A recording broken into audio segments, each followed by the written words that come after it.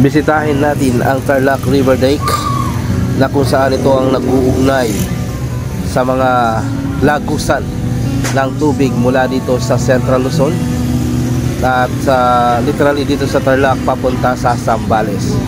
Ito ay may lawak na hindi higit kumulang siguro na 200 meters at may lalim na humigit kumulang 15 hanggang 20 feet ang lalim nito, guys.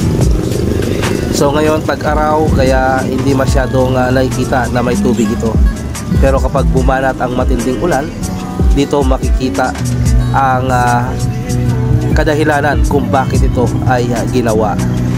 So yan, guys, at meron diyang tulay na nagdudugtong sa isa sa mga bayan dito sa Tarlac papunta sa bayan ng Western sa probinsya ng Tarlac.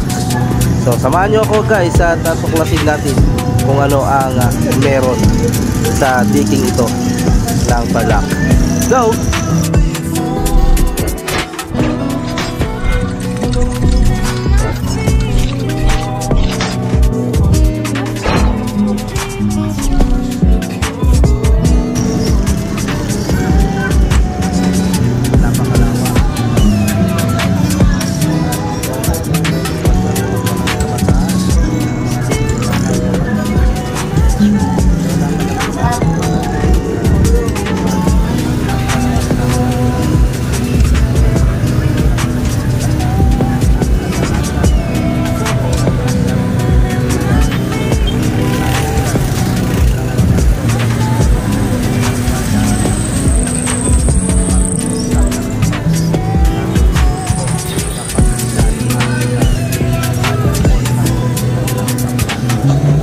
Kadalasan pa nga ang digging ito ay minsan ay nagsisilbi pa itong pasyalan ng mga magkakabarkada, pero tamang pinag-iingat at hindi pinapayagan ang mga tao na maligo rito kapag ito ay puno ng tubig, sapagkat sadyang napakadelikado ito at sa lugar na ito ay marami na ang nagbuwis ng buhay.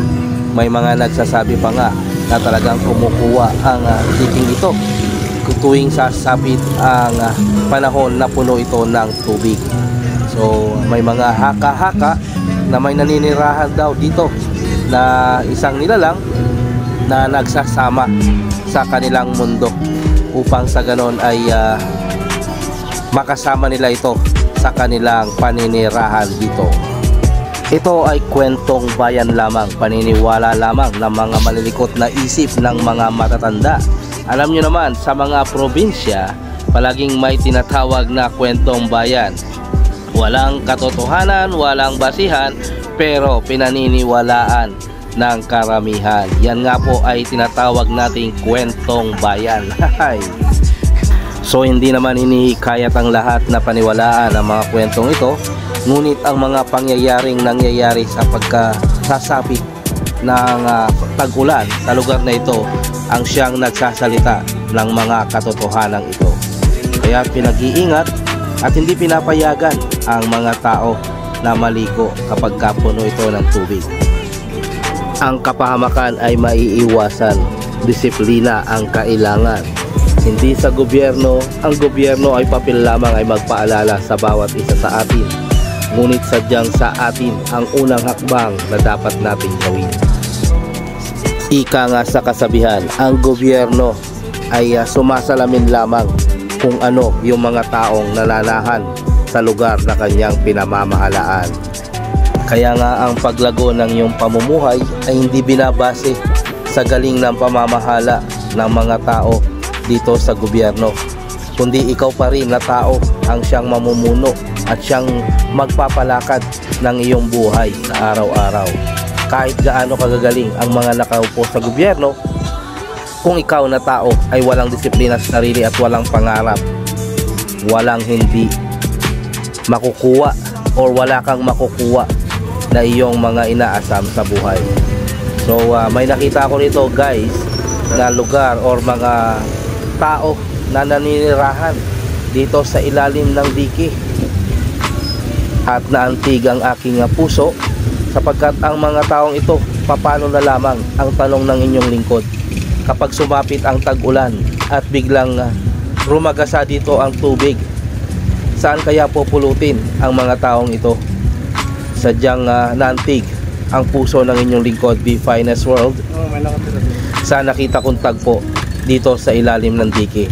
Ayan guys, nandyan sila nananahan, dyan sila nakatira, at dyan na rin nila binubuhos ang buhay nila.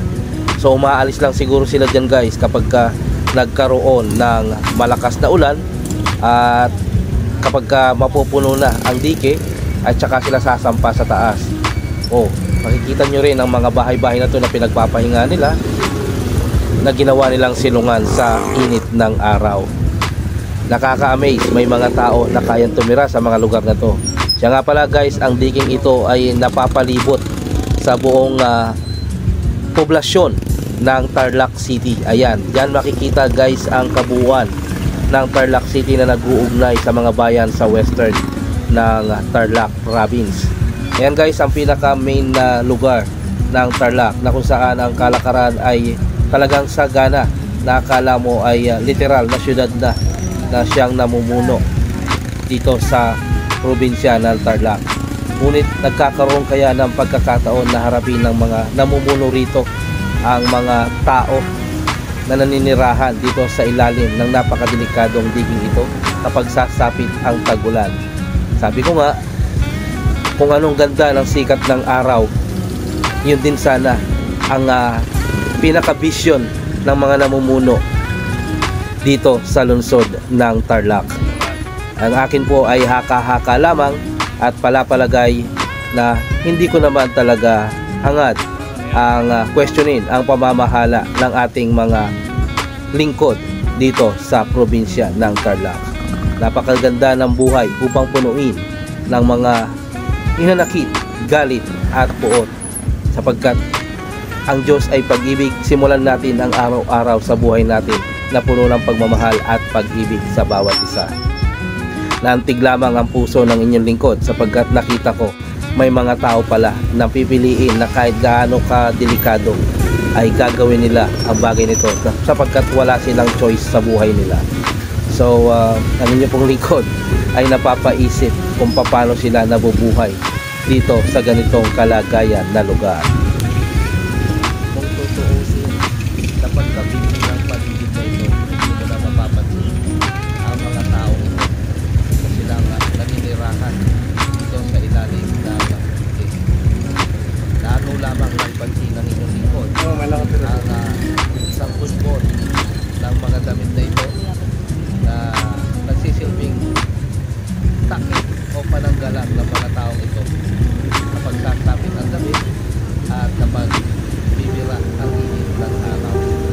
So maaaring ang natutong handa ay ang malapit na kalakaran ng anumang po mga negosyo dito o pagkakakitaan dito sa lugar ng Tarlac, sapagkat ang ay sentro sa kalakaran ay nangyayari dito sa paligid ng sa gabi ay makikita mo sa lugar na yan ang palengke na paligid ng lahat upang pagkakas buhay sa lungsod. Maaring ito ay isang kadahilanan kung bakit ang mga taong ito ay sa kabila ng pagkadelikado ng paninirahan dito ay pinili nila na mapalapit sa lugar na ito sapagkat nandyan ika nga ang source of income nila. Pero kung ako ang tatanungin guys, hindi dapat anumang pagkabisi ng paligid na ito, kung ano sana ang ganda ng paligid na nakikita ng mata ng inyong lingkod, ay siya rin ang magandang vision na hinaharap ng mga taong nandirito. Sapagkat kapag lulubog ang araw ay napakaganda itong pagmasdan. Yun nawa ang kanilang matatanaw sa kanilang kinabukasan. Sapagkat naniniwala ang inyong lingkod, gaano man kahirap, kabagal o kasakit ang iyong inaharap, kung ikaw ay may Diyos at alam mong positibo ang pananaw mo sa buhay, mababago ang hirap na iyong dinaranas at magkakaroon ka ng kalwalhatian kasiyahan at kasaganahan sa iyong buhay. Ang pinakasusi lamang dito, tamang pananaw, tamang setup sa isip, at higit sa lahat, ang pagtanggap sa ating Panginoon bilang ating tagapagligtas sa araw-araw ng ating buhay, at maniwala lamang tayo na ang ating Panginoon ang siyang gagabay sa ating araw-araw na pamumuhay. Ay walang imposible. Di mo nga malalaman sa araw-araw dahilan sa ang Panginoon ang iyong pinamaneho o ang iyong lead ng iyong buhay. Hindi mo alam ay dinadala ka na niya sa pangarap na iyong inaasam. Tiwala lamang at kapit lang sa mga pangako ng Diyos sa bawat isa. Walang imposible. Kahit ano pa man ang ating dinaranas na kahirapan, alam ko sa kabila nito, kapag ikaw ay nagtiwala sa kapangyarihan ng ating Panginoon, lahat ito ay malalampasan at magkakaroon ng kinang ang iyong mga mata tungo sa tagumpay na inaasam natin sa buhay. Sadyang napakasarap mabuhay sa mundong ibabaw kapag may Diyos kang kasama sa iyong pang-araw-araw na pamumuhay. Gawin mong sentro at tanggulan ang ating Panginoon sa lahat ng aspeto ng ating pang-araw-araw na pamumuhay. Gagarantiyahin ko sa inyo guys, kapag siya ang ating leader sa araw-araw at siya ang naging bating basihan kung anong ganda ng sikat at paglubog ng araw na ito, higit pa riyan ang iyong magkakaroon na vision in the future na magsiset up sa iyong utak upang ikaw ay patuloy na mangarap at patuloy na lumaban sa hamon ng buhay. Sapagkat ang Diyos ay pag-ibig, kailanman hindi tayo pinangakuan ng Diyos na tayo ay mapahamak, bagkus pinangakuan niya tayo in the future na magkakaroon tayo ng buhay na walang hanggan. Naniniwala ang inyong lingkod, gaano man kadilim, gaano man kasalimuot, gaano man kagulo ang iyong buhay ngayon, kapag pinapasok mo ang ating Panginoong Jesus sa iyong pagkatao, lahat yan ay unti-unting marirestore. Bibigyan ka ng pag-asa, bibigyan ka ng kaligayahan, bibigyan ka ng magandang future ng ating Panginoon. Itulot mo lang na siya ang siyang mamuno sa iyong pagkatao, sapagkat walang imposible. Kung ano man ang lugar na ito na iyong nakikita na napaka-busy, ikaw balang araw, kapag ikaw ay nagtiwala sa ating Panginoon, walang imposible. Ang iyong pangarap ay magkakaroon ng katuparan tungo sa iyong pinapangarap na buhay. Ito ay magkakaroon lamang ng katuparan kung sisimulan mo ngayon. Kailan ka magsisimula? Kailan mo pipiliin na magbago ang iyong buhay? Ngayon na, kaibigan, sapagkat ang Diyos ay naghihintay lamang. Ito ang inyong lingkod, V Finest World. Always choose to be happy and be courteous to others. And let the Lord God Almighty be the center of our lives. Bye-bye!